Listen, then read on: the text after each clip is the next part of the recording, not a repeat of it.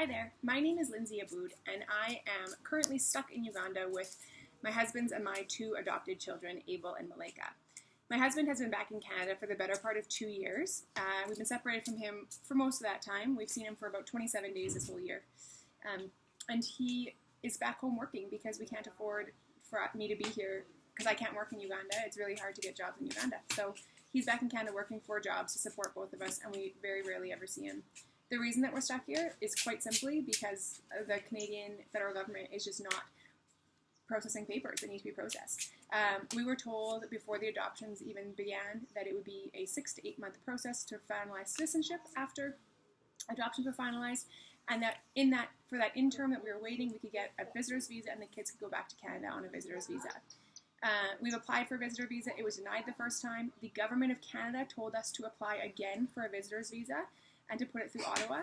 We're now waiting, and we've been waiting months again for the second one. We've been waiting almost 6 months total now just for these visas. And they are the ones in August that told us to apply again, and now they're not processing them.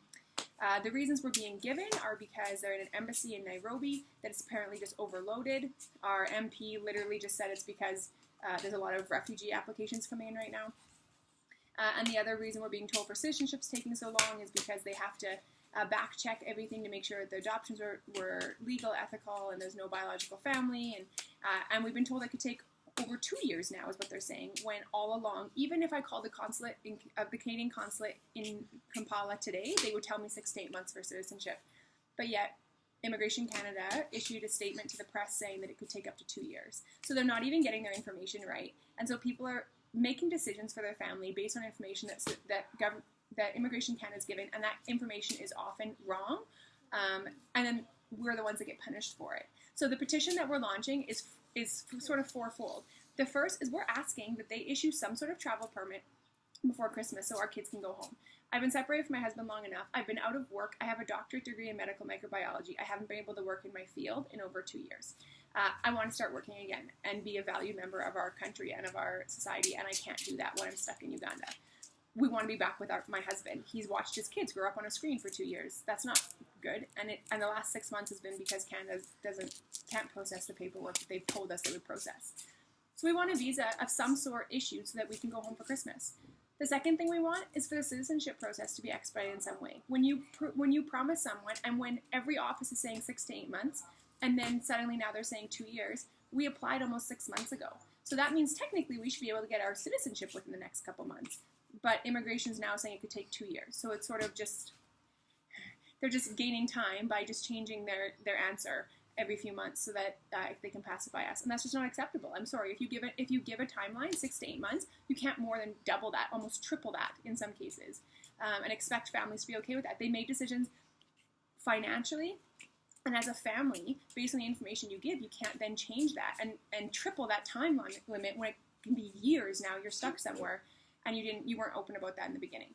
So we want our citizenship expedited and issued within the 6 to 8 months promised to us, and we're almost at 6 months now. The third thing that we want to do isn't directly related to our family, but is something that needs to happen. There needs to be change within our immigration system when it comes to our adoptions. Every other developed nation has something in place that adopted kids who are internationally adopted can go home and wait for citizenship from home so that citizenships don't have to be rushed. You can go through the process to make sure everything is ethical and legal, even though we provided every document possible to prove that the adoptions are legally binding in Uganda and were done legally and ethically, and that there's no biological family. They still are trying to prove that, and in Uganda, the system's so corrupt that it's going to take forever to get that information back. So we are calling for the Canadian government to start to revamp the system so that there are adoption visas in place, so that adopted kids can come home. Doesn't matter where they're adopted, they can get a visa within a short time, the 2 to 3 weeks or whatever, and wait that out from home. And there shouldn't be this expiration of 6 months like a visitor's visa. There should be something in place, and that's what we're calling on. And the fourth thing is that there should be something in these embassies in place where a Canadian who's stuck overseas for whatever reason, in this case, it's because we have minors that we can't leave without our kids. And we can't just put them back in the orphanage. We wouldn't, even if we could. But there's no other option other than one of us being here on the ground with our children. We should take priority over new applications for refugees and immigrants who are not Canadian. I'm a Canadian. I should have priority over people who are not Canadian. I mean, I'm helped to pay taxes in our country. I'm a citizen of that country. I'm part of the people who help to support the people coming into our country. And yet I'm getting put on the back burner compared to people who aren't even citizens. Let me just say this, I support refugees coming into Canada and immigration when we need people in certain trades. But that they should not take priority over Canadians. It's just not fair. And so those are the 4 things. We want our permits before Christmas so our kids can travel home. And citizenship should be following close behind because we've been waiting since May for the citizenship process to be processed. And there should be an adoption visa in place by Immigration Canada. It's insane that there isn't something in place with so many international adoptions that happen.